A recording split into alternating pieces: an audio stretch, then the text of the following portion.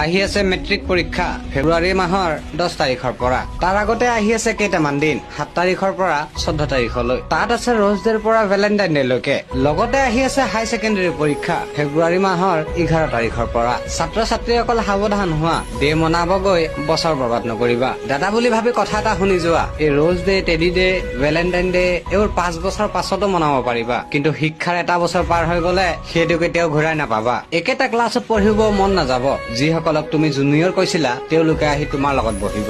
যিসকল ল'ৰা ছোৱালীয়ে মেট্ৰিক পৰীক্ষা দিব তেওঁলোকক মই 3টা কথা কম, ফলো কৰিবা। নম্বৰ 1, তোমাৰ কনফিডেন্স, তোমাৰ আত্মবিশ্বাস। তুমি নিজৰ ওপৰত বিশ্বাস কৰিব লাগিব যে তুমি পাছ কৰিবা। তুমি নিজৰ ওপৰত বিশ্বাস কৰিব লাগিব তুমি পাৰিবা। নম্বৰ 2, যিমানে লিখা, যিখিনি লিখা শুদ্ধ আৰু চাফাকে লিখিবা, যাতে কটাকটি নহয়। কটাকটি হলে নাম্বাৰ কাটি দিব, আখৰ বেয়া হলেও নাম্বাৰ কাটি দিব। নম্বৰ 3, অলপ ডাঙৰকৈ লিখিবা। ডাঙৰকৈ লিখিলে কি হব, তোমাৰ 3 লাইনৰ এনচাৰটো 5 লাইন হব। তেতিয়া পেজটো সোনকালে ভৰিব, আৰু শিক্ষকে ভৰা পেজ ভাল পায়, খালী পেজ নহয়।